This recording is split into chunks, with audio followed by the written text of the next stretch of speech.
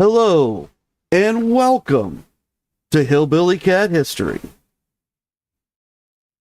Today, Wayne Carman, TCB recipient, and we're going to hear more from Master King Ree as we continue to explore the karate legacy of Elvis Presley.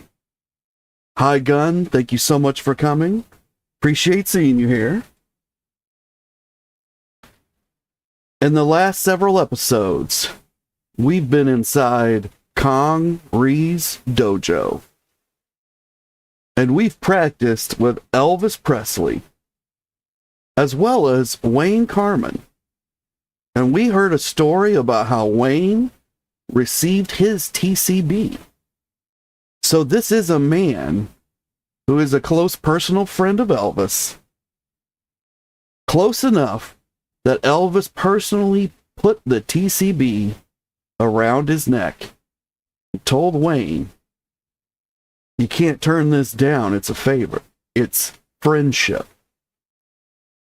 Wayne had previously turned down a gift of jewelry because he said he didn't want jewelry. He wanted to be Elvis's friend. And that's what Elvis gave him.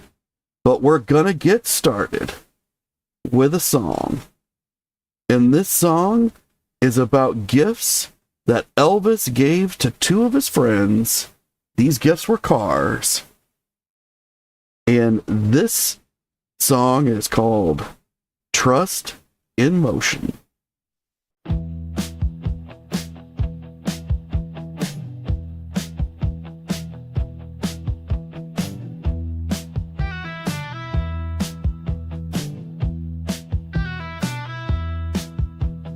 Radio static, Memphis bound, WABQ homes a sacred sound. Green, green grass, again and again. A DJ's risk for a loyal friend. Elvis smiles, no words exchanged, just a test of love on a range. Keys in the dark, showroom glow, a Cadillac waits in a silent show. Merry Christmas, GK said, a yellow cherry and tears unshed. What's fame and fortune worth, my friend, if it's not something we can lend?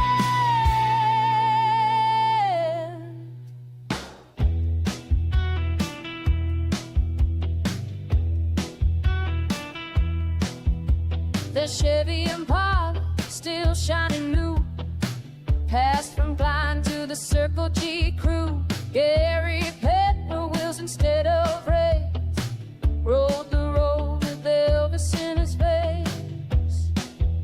Sterling drove it, errands and guard, a father's devotion, quiet and hard. He couldn't walk, but he moved the crowd. Fancy and twisted, but faintness allowed. No colors filtered, no machine spin, just Kelly's true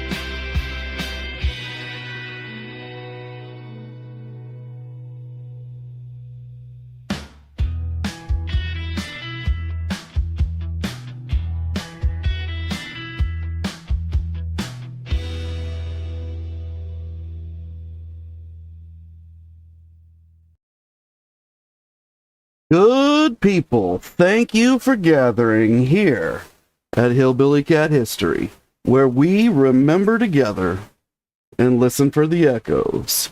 And today, we're going to hear some echoes from Wayne Carman and Kong Ree. Wayne Carman says, in martial arts, he wasn't Elvis the Entertainer. He was Elvis the Black Belt with 15 years experience. That was impressive to all of us, since there weren't many karate practitioners in the country with as many years in the art. Elvis, simply through longevity, through what is perhaps the one hobby he kept throughout his life once he discovered it. But through that longevity, he became one of the most respected martial artists in the country because he'd been doing it longer than a lot of other people. Hi, Terry. Thank you so much for coming. Appreciate seeing you here. 15 years. Elvis had been doing this by the time that he met Wayne Carman, who himself was an accomplished black belt.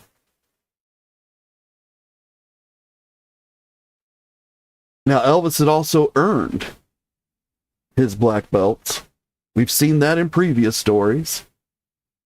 We've seen that when he trained with Hammer and Hank Slomansky with the 101st Airborne Special Forces participants, the ones who chose to do it, and they were the toughest of the tough.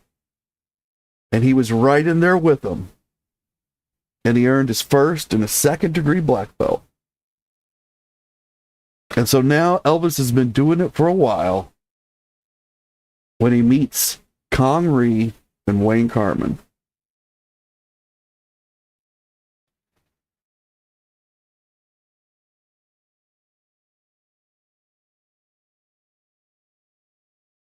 And we can see Master Ree's smiling face on the screen. But we're going to jump forward a couple of pictures.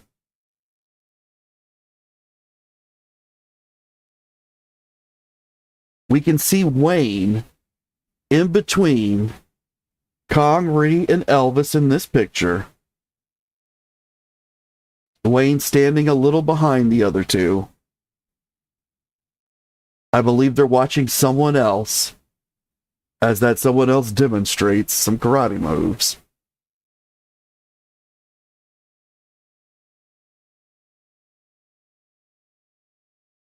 And in this picture, we can see Elvis pushing with his throat against both Red West and Dave Hebler. And what Wayne says about Red, because of course Wayne, he scrapped with both Red and Dave during these practices. He would have traded blows with them both. You get these martial artists together, they can't help but challenge each other to see what each other's got. So we know that had to have happened. And Wayne talks about Red's skills. And Wayne says, as a martial artist, Red was as rough and tough as they come. Personally, I can attest to that. He could take a punch as well as give one. Wayne's telling us that he's taken blows from Red, and they're no joke. But he's given back his own punches. And when Wayne punches somebody, they know they've been punched. But Red takes it, and he comes wading back in for more. Now, Bill Superfoot Wallace, and if you've been paying attention to the post I've been putting out there, I linked to a very recent conversation with Bill Superfoot Wallace in which he tells this story about knocking Red to the ground and having hurt him enough that Red could not breathe. And yet Red kept his eyes locked with him, with Bill Superfoot Wallace, crawled across the ground and began to crawl up Bill Superfoot Wallace's leg because he will not quit. Red was not a man who would ever quit. And Red was with Elvis for a lot of years. And they thought a lot alike. And neither one of them was a quitter.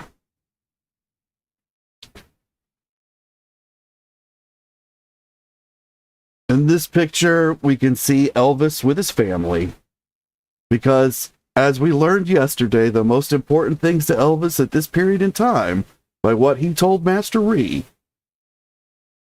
were family, music, and karate.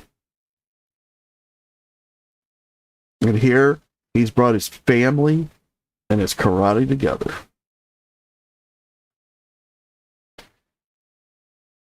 And in a past episode, we talked about every single person in this picture. So if you missed that episode, be sure to head back into the archive and rewatch it, or watch it for the first time. And that way you'll know the names of every person in this picture and what little we know about them at this time. In this picture, you can see Wayne, and he's next to Elvis.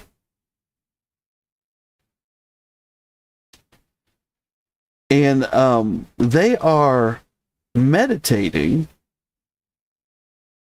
And here's what Wayne has to say about it. Elvis is leading Mr. Ree, myself, and others in meditation. Elvis is explaining his view of why God created the 7 colors of the rainbow and how they relate to the 7 days of the week. I remember how profoundly he spoke, almost like a prophet. Elvis enjoyed and appreciated this part of the martial arts.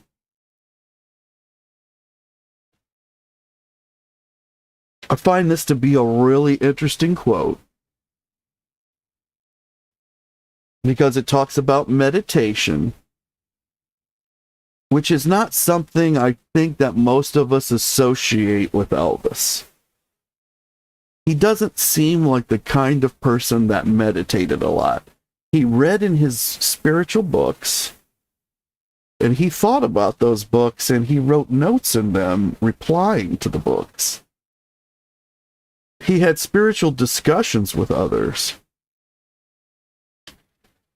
But we don't hear about a lot of solitary time that Elvis spent meditating. Now, that kind of stands to reason, because if he was in a solitary moment, and perhaps they think he's reading, maybe people don't know he was meditating. Maybe it's something that he did do alone, and we don't hear about Elvis being alone a lot, but maybe there were those times.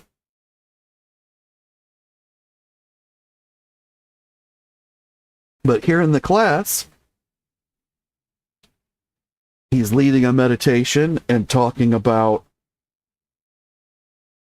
numbers, which were very important to Elvis. He really had a thing about numbers. He was into numerology.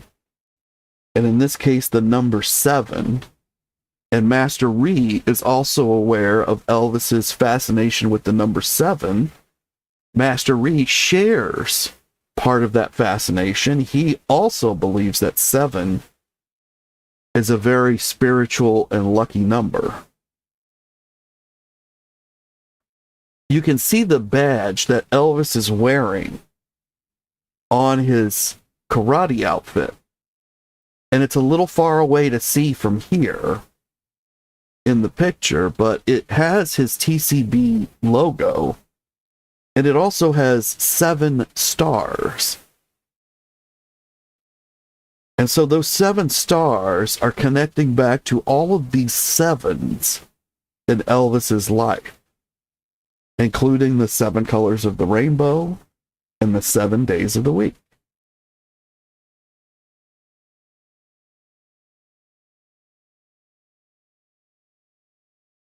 Wayne also remembers that Elvis is well spoken about this, that he's clear in his explanation, because Wayne describes this as he was speaking profoundly,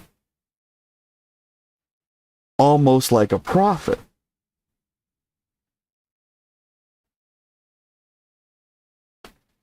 And that Elvis, from what Wayne could see, really enjoyed these quiet moments, these moments of the exploration of truth that were part of the martial arts. And an interviewer once asked Master Ree, "Why are you a 7th degree black belt?" And Master Ree replied that 7 is the most spiritual number. Everybody has different numbers in our favorite numbers, but my case is the 7th, be a spiritual number. And I'd like to become a spiritual August, which I take to mean that Kong Ree is saying that he wants to be great within his spirituality. He wants to continue to expand his spiritual knowledge until it is more than what he currently is. And hopefully, at the limits of what the spiritual knowledge could be. He wants to be as great within the spiritual knowledge as he is with the physical aspects of his karate. And he says that I don't want to go higher like an 8th or a 9th or a 10th because I'm still young. I'm continuously improving my techniques. When you go higher than the 7th, you are perfect. You're in a state of, he calls it an eternal state. You're in the state that you would be for all of eternity.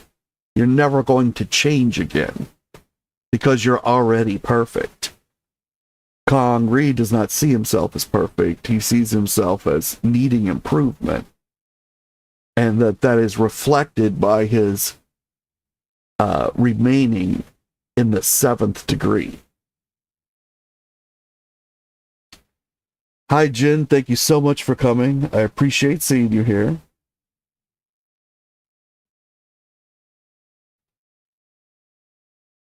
And Gunn is saying that she can see him on the floor, being anyone meditating.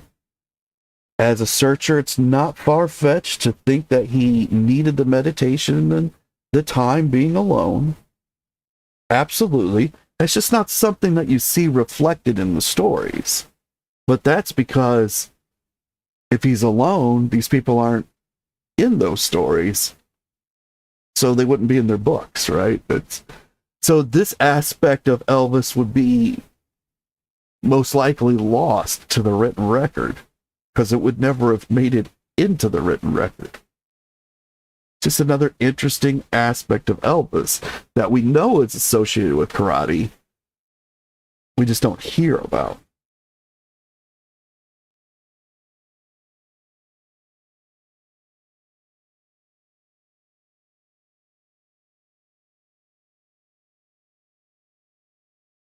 Now, I also heard Kong Ree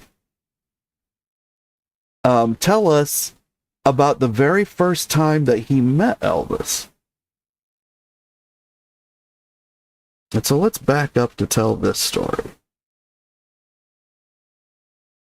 because I found this to be very interesting as well.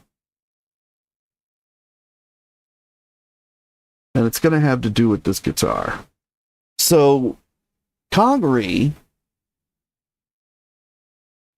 says that he first met Elvis in 1970. And we know that we've heard Kong Ree say before that Elvis showed up And he had 5 limousines and 16 people with him. And that they came into his dojo and he gave a demonstration. He had all the students give demonstrations. He also had stated at another time that he had received a phone call. And then shortly afterwards, he was seated across the desk from Elvis Presley. My belief is this is all the same story.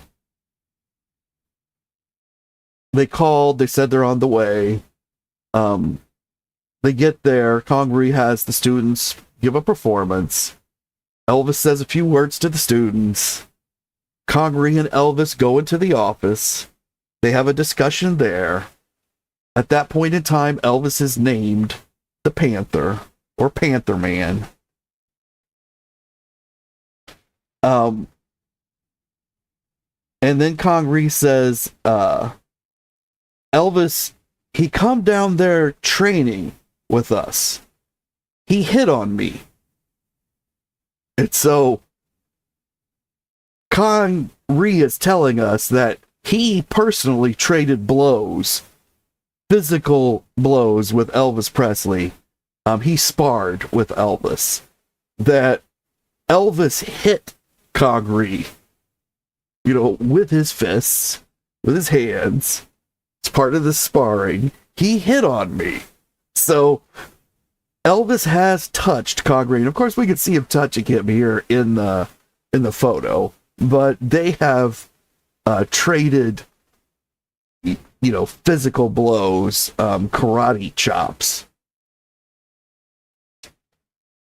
And Congaree says, I learned more than I taught him.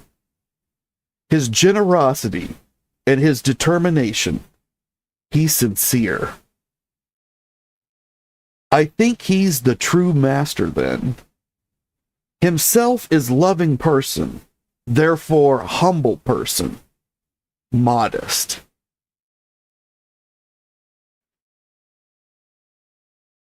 And so in this early period that Congaree first begins to work with Elvis, they hit each other. That's part of the training. But the Master Ree, feels that he learns more from Elvis because this man is very generous. But he's also determined. And the words that he says are true. He is sincere. And Master Ree sees within Elvis another master. That whether Elvis has the physical skills that go with the mastery, that's yet to be determined for Congaree, but he sees that Elvis does have physical skills, but his spirit is such that he is a master. And that Elvis is a loving, humble, modest person. And I think that most of the public, if you were to tell them that, or to ask them what they think of Elvis the superstar, humble and modest would not be words that would jump right to the front of their lips. Now, with a lot of Elvis fans, perhaps, but general members of the public probably would not associate being humble and modest with Elvis Presley. And Elvis joked about that once during an interview when he was asked a similar kind of question, and he stood up and showed off his belt and his outfit, which was somewhat outrageous, and said, I don't know where they get that kind of idea.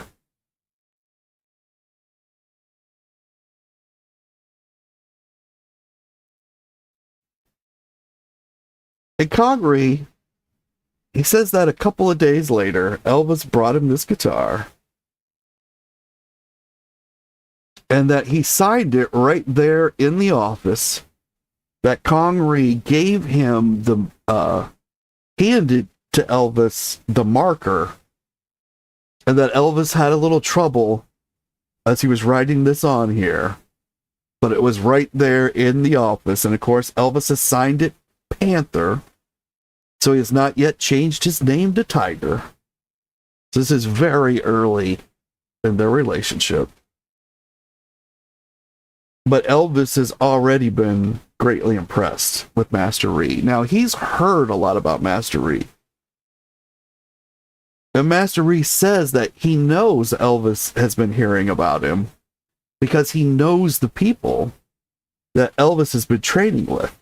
And those people, like Ed Parker, have been telling him, hey, you live right down the street from this little Korean guy who's really good at martial arts. Have you been over to see him? And Elvis keeps telling them no, he hasn't. He didn't know anything about it and hasn't been there.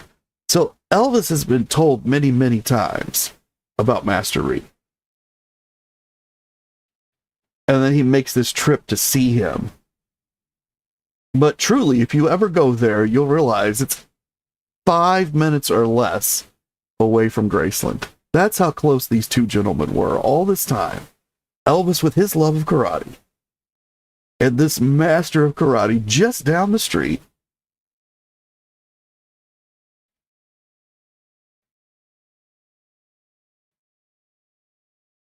And Gunn is saying, I believe Master Ree was important to Elvis because not only was he a good teacher and true friend, Elvis felt safe having him around. Yeah, I absolutely agree. There was no agenda with Master Ree. Master Ree was already a success within his own life. Master Ree already had what he wanted. Now, I'm sure like everybody else, Master Ree would like a little more. But he had his path, and he was following it. And he was helping others while on this path because he was teaching these skills of karate and self-defense to many people. And he was receiving their love and admiration back in return. So he had a very full and fulfilling life before Elvis stepped into it. Not everybody in the Elvis story has that. And that's one of the reasons some of them are with Elvis, because Elvis is able to fulfill some of those needs that everybody has. But Kong, he has a lot of this, and most of it is due to his own efforts, his own work, his own outlook, his own dedication. He's very much a self-made man. And I'm sure that greatly impressed Elvis.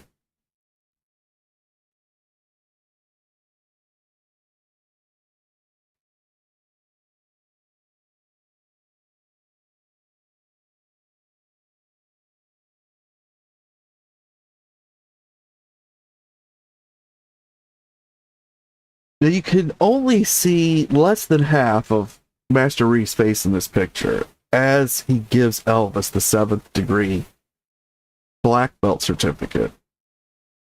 But you can see he's smiling. And of course, Elvis is smiling as well. Got a great look on his face right here. Very happy. In the background, you can see a sign that says private lessons. So Master Ree does private instruction as well as this group setting that we can see him in here and that Elvis practiced in. So Elvis could have taken private lessons, but he chose not to. He wanted to be in the group setting with the other students. Elvis wanted to walk a path with others surrounding him. Now, Master Ree tells a story. And he says that once they got to know each other a little bit here, he once received a telephone call from Elvis. And he was surprised to receive this call. Elvis was not known for making telephone calls to people. Elvis obviously knew how to use a phone, and he did talk on the phone to a lot of people. And I imagine he talked to people on the phone every single day.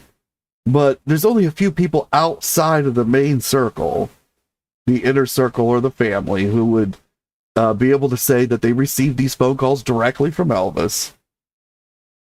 And this isn't something that normally occurred for Master Ree. So he gets this phone call and he's surprised. And it's Elvis. But one of the reasons that Master Ree is surprised is not just that it's Elvis, but it's 2 a.m. in the morning. So Master Ree is asleep because he's on a normal daily schedule like most of the world. So he's fast asleep. He gets this call in the middle of the night. Now in the 1970s, when you got a call in the middle of the night, unless you took your phone off the hook or you unplugged it from the wall, it rang. And the phones in the 70s actually had bells inside them that rang. So they were loud. These weren't digital devices that you could turn up or down. It was a physical bell and a striker inside the phone. And it would ring loud. And you probably had one next to your bed because there was this fear there'd be an emergency in the night. Somebody from your family would call. With bad, that's what you always get in the middle of the night, is these bad news calls.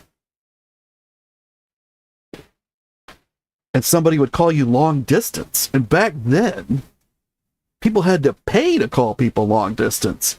And it was expensive. So it was a big deal. And in this case, Elvis is calling long distance. And sometimes when you get the phone call and it's long distance like that, you hear that it's long distance. Like there's an operator that says somebody's calling long distance for you, so that you understand that this is costing the other party money. And it's important, obviously, to them because they're willing to spend the money on the phone call. And there's no call waiting. There's no answering machines. Phone rings, and if you want to know why it's ringing in the middle of the night, it's already woke you up probably, you have to answer it. So Master Ree has answered the phone. Long distance, 2 a.m. in the morning. It's Elvis. He's excited. And he invites Connery out to Las Vegas to be his guest and watch him perform. He's going to be doing shows. I don't know if this is the International, or it can't be the International. It must be the Hilton at this point. So he's going to fly him out to the Hilton. He's going to put him up, and he's going to bring him to his shows. And of course, he's going to entertain him in the meantime. It's going to be like bringing out a member of the family. He's going to pay for the plane ticket and everything. It sounds very exciting. And so Master Ree replies to Elvis's offer. You know, Elvis chatters on, and when he finally stops, Master Ree says, "Do you know what time it is?"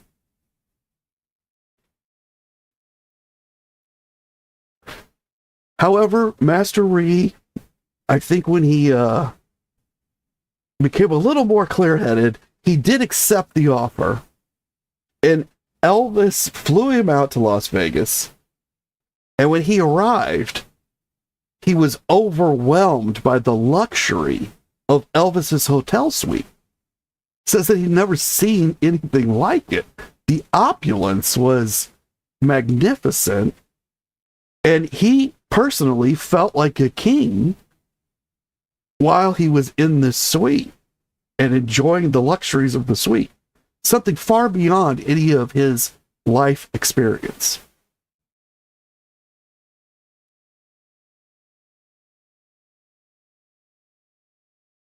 And so this was a very special thing to Master Ree, that Elvis was sharing this portion of his life with him, and he had no idea that this was how Elvis truly lived. So Elvis proudly shows him around. And I'm sure you guys can all imagine that, because Elvis was always proud to show a guest around wherever it was that Elvis was, whether it was at Graceland, super proud of Graceland, of course, but he had other houses in California. He liked to tour people around them. And here in the Hilton Hotel Suite, which is very nearly the Elvis Presley suite. There are other people that stay in it, but it's really kind of Elvis's personal place. I'm sure he's very proud of it. And he shows Connery around. And they're talking about life, talking about karate, talking about the special experience of being in Las Vegas. And I'm sure that Elvis is soaking some of this up through Connery's eyes. Elvis loved to re-experience the wonder of his own life through the eyes of others. Elvis, when he first began into his career, everything was amazing.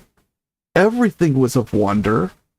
And he remembers all of those experiences. But like with all of us, as you do things over and over, and we've seen that with his movies, we've seen that even in his live performances, he becomes inured to them. They become a rut. He has lived the experience too much. It's no longer fresh to him. But sometimes he can bring in another person.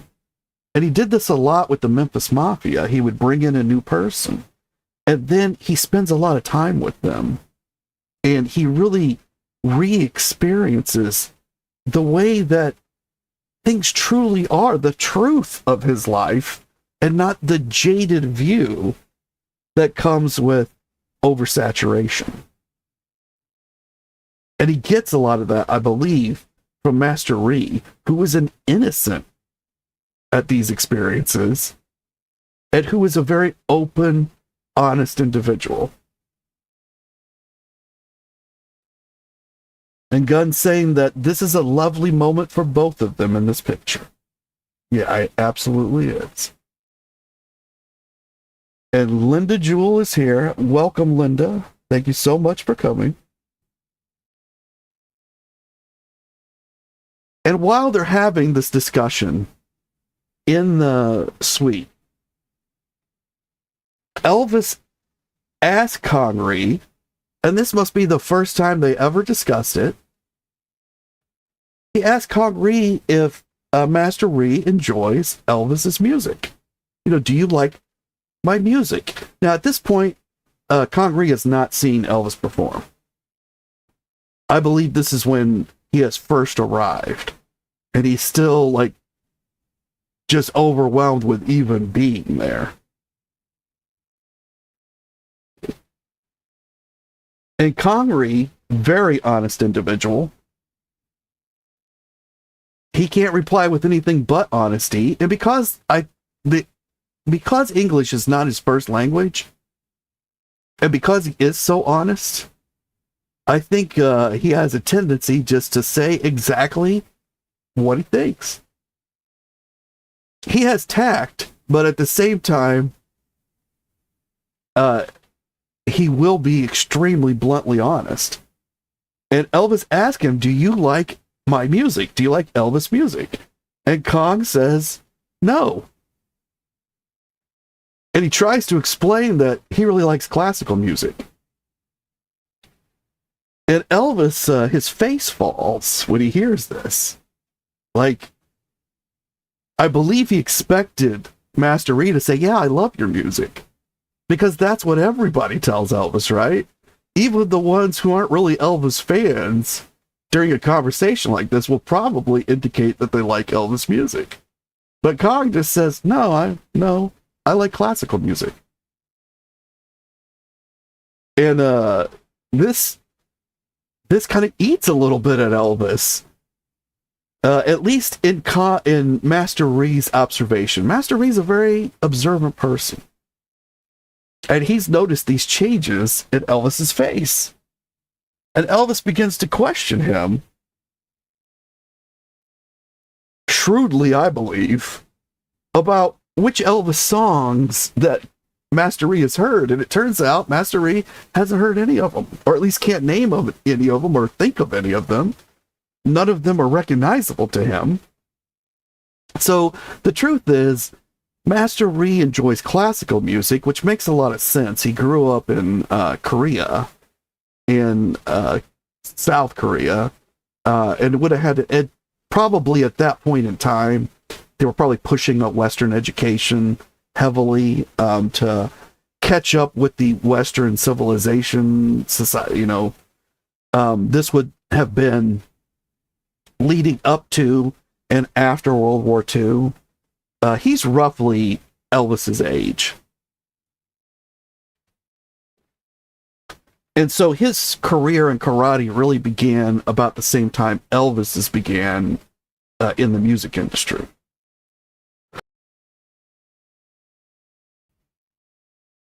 And so he probably did have a public, or I don't know, maybe it was private over there, but whatever education he got as a youngster probably included a lot of classical, but it would not have included any rock and roll because that wouldn't have been a thing at the time.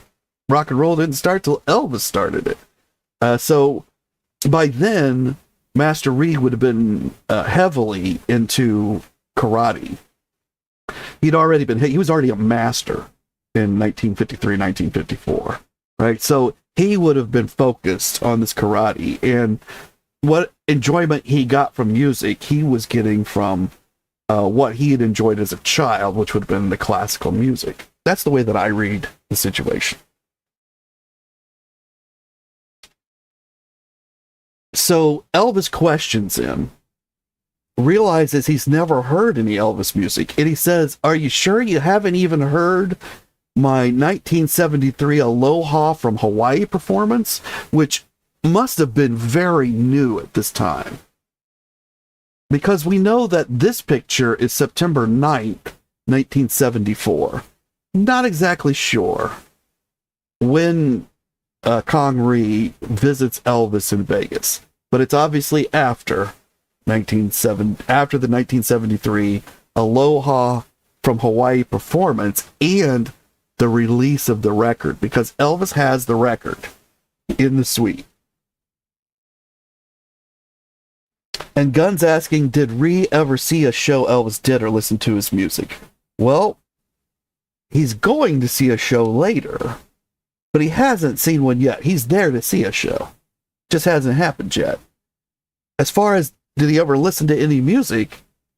Well, Elvis, he has one of the guys put the Aloha from Hawaii record on, and they start playing it there in the suite.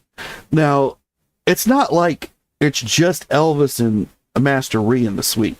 There's a bunch of people here, including Linda Thompson. But some of the guys, and I believe some other guests, Master Ree doesn't know any of them, so he doesn't name any of them, but he does describe that there's a lot of people in the room, which is fairly typical for an Elvis setting. So there's a bunch of people in the room. Elvis has them start playing his record, which is very unusual. Elvis almost never plays his own music, that he does not like to hear his own music. So it must have been extremely important to Elvis that Master Ree hear his performance. And I can only liken this to one other person. Like, I don't know of another person in Elvis history that Elvis really wants to hear him enough that he plays a record for this person. There's a point where with each of the girlfriends, if they don't know his music, he brings them to a show. But they don't really have stories that he pulled out one of his records or put a cassette on or turned up the radio when he was on it so they could hear his performance. They experience him live. The last person that I remember that Elvis ever wanted to play his own record for was his mother, Gladys. Now, at that time, I think he wanted to play it for a lot of his family. But I think towards the end of Gladys's life that Elvis did want to play his records, but really just for her. Like, it didn't really matter to him whether anybody else heard them, but it was very important that she did. And during their last Christmas together, 1957, at Graceland, the same Christmas Eve that Elvis met Gary Pepper, because Gladys had invited Gary Pepper, they played his gospel record, Peace in the Valley, over and over and over. And someone asked Elvis why it was playing, and he said because his mother wanted to hear it. And so not only did he want to play his records for his mother loved to listen, especially to his gospel music. The one gospel record that he put out at that point in time. So here Elvis is having that experience with another person. He wants to play this record for him. So he plays the record.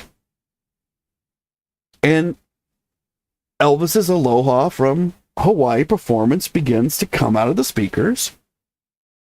And this is the first time Master Reese ever heard Elvis sing. And Master Reese says that something happened.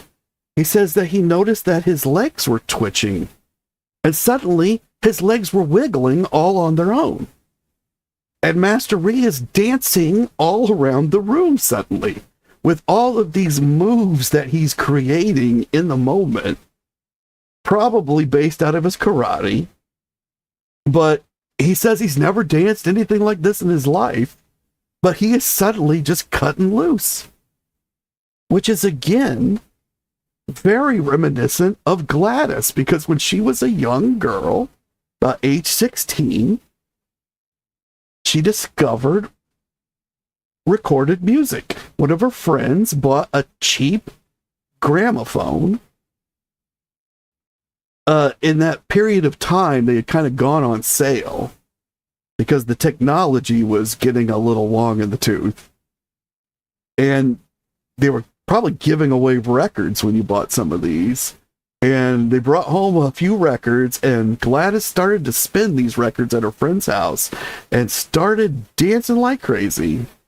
I think they called it buck dancing when you danced by yourself back then. And they said she was like the best, one of those kind of dancers in the county. And she was well known for it for a long time. She would get up at these parties and dance to this new kind of country music that was out there and that you could listen to on a record.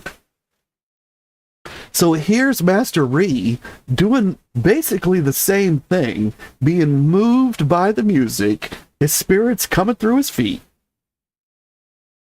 Everybody is watching him, and they begin to laugh because apparently he looks fairly crazy out here doing whatever he's doing. Elvis is laughing, and Master Ree decides, I've got to, it's fine that they've had their entertainment and are laughing at me for the moment, but I've got to retake control of the situation and show that even here on the dance floor, that Master Ree can be a master. And so he takes Linda Thompson's hand, as she's the most beautiful woman in the room, and he pulls her out into the middle, and they dance together, which apparently really tickles Elvis as well. And that this is an experience unlike anything that Master Ree has ever had. And he explains that it was great fun. And so he's there dancing with Linda Thompson in front of Elvis and a lot of people, and soon they're all dancing and having a great time together. And that was the first party that Master Ree attended in Las Vegas with Elvis before he ever even saw him perform.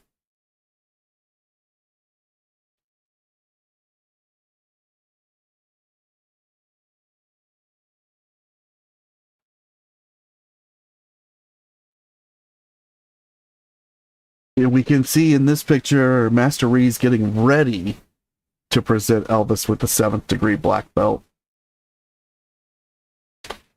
Now, Wayne Carman, he's got a story about this black belt.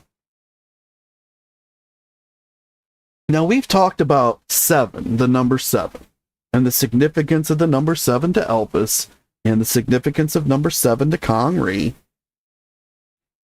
And we've heard Kong Ree say that he's a 7th degree black belt.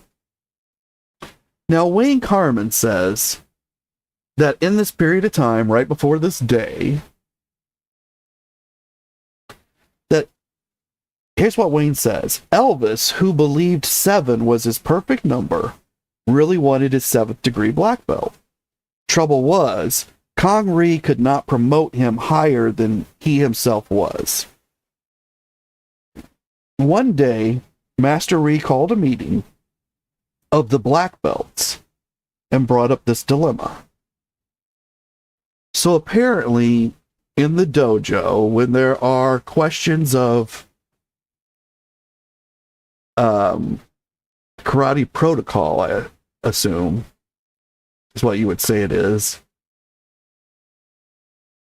the master can call together a conference of the black belts, of the experts within the school, and then they can discuss it. And he can gather their wisdom. Seems like a good idea. So, Kong Ree has called this meeting, and Wayne says that Master Ree says, Elvis wants his 7th degree belt. What can we do? You see, in order for this to take place, we would have to vote Kong Ree his 8th degree belt. So Kong at this time was a 7th degree belt, and in order to promote Elvis to 7th, he would have to be an 8th. And because there's no one that's an 8th degree or higher that would be able to promote Kong within the school, and probably no one in the easily surrounding area, not anyone that Master Ree can get to easily, the black belts themselves as a unit could vote and give him the belt. Now, I didn't know you could do that within karate, but apparently you can. And Wayne says in the days that followed, however, the promotion took place. Heck, Elvis was so persuasive and you wanted to help him so much, I would have probably done the same thing. Elvis was promoted to 7th degree. I think what Wayne is telling us, because he's not clear here, is that they could have voted Master Ree into an 8th degree black belt, but they did not. They could have, but they didn't do that. Technically, Master Ree would probably have needed to be an 8th to promote Elvis to 7th. But it kind of sounds like you could promote somebody to be your equal, which would be the 7th. Because Wayne specifically says you can't promote anyone higher than yourself. So he is 7th, so he could technically, I guess, promote Elvis to 7th. And that appears to be what happened. So once this promotion takes place, now Elvis and Master Ree are equal in terms of belt, in terms of degree.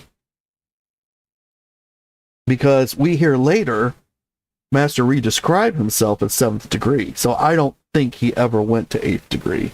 And he gives us his reasons for not wanting to be an 8th degree.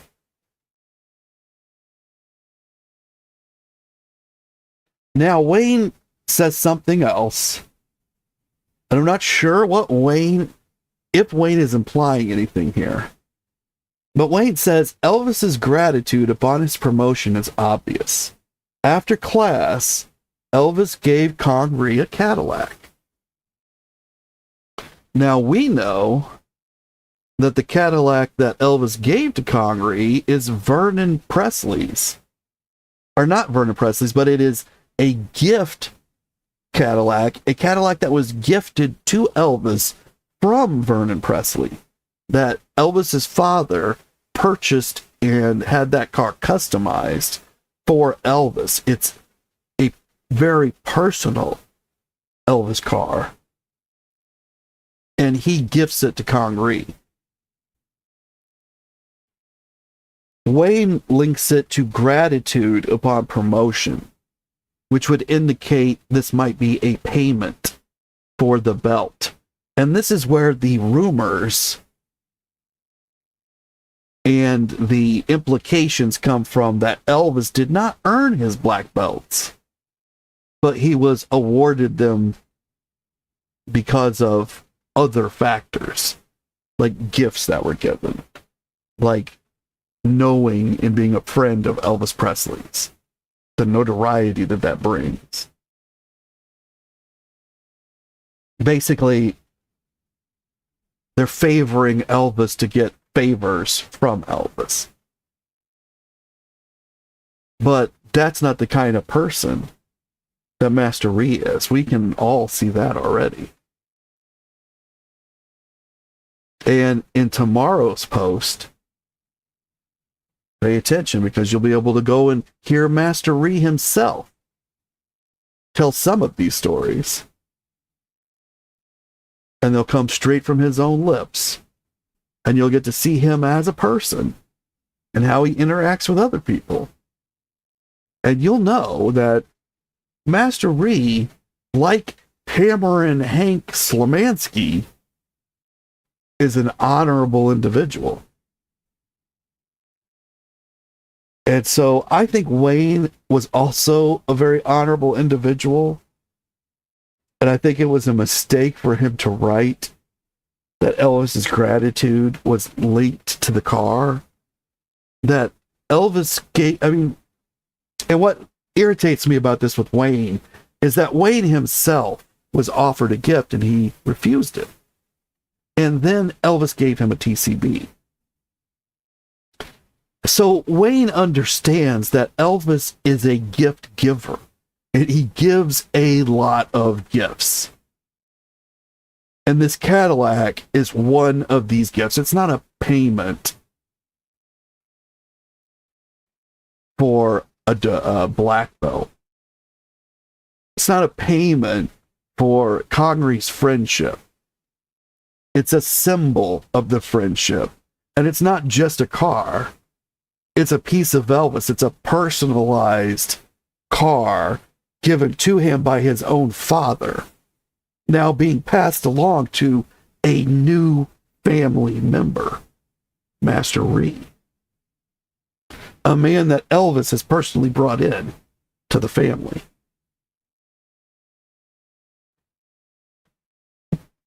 And Gunn says it's good to finally hear he earned his 7th grade himself.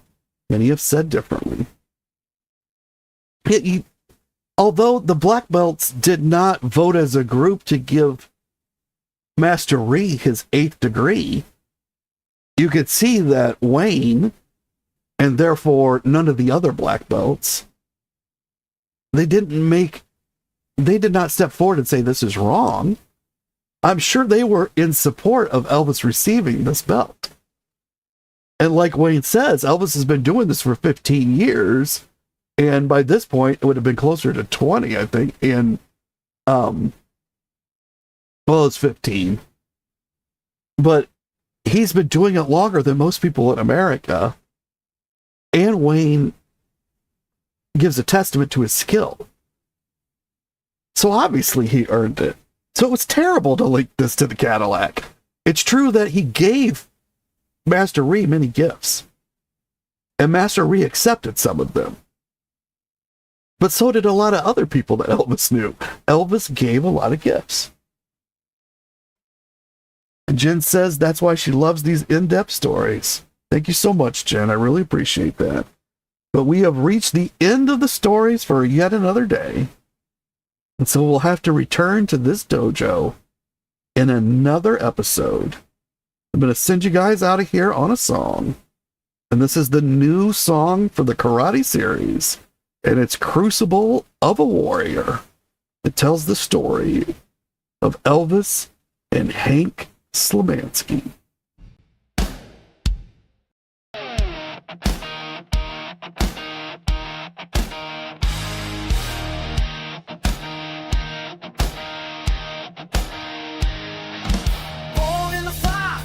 Feel a flame, hammering Hank carved out his name. 16 and airborne boots in the dirt, jumping through walls, unbaptized and hurt. Karate in Japan, fists like steel, champion of honor, deadly and real. Sensei, a warrior's no room for doubt. You wear the G or you train and come back. Your eyes a crucible, baby, not a showbiz belt. You bleed, you break, you feel a warrior's spell. Elvis hit the mat, but he rolls with a roll. Steer in his soul, ready for war.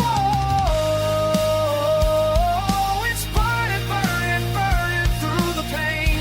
Crucible of a warrior, forging Hank's domain. 30 throws, not dances, a fight. Bones to set, boards shattered on sight. Shoot-o elbow, fingertip flame. Every strike a prayer, every KO name. 6 weeks of fire, no cameras, no fame. Just sweat and bruises, no one played tame. Saw came in, fist like a stone, said put him down, break ribs if it's known. It's a crucible, baby, not a velvet crown. You fall, you crawl, but you don't stay down. Elvis hit the mat, but he rose with the roar. Steer his soul, ready for war. It's burning, burning, burning through the pain. Crucible of a warrior, forged in Hank's domain.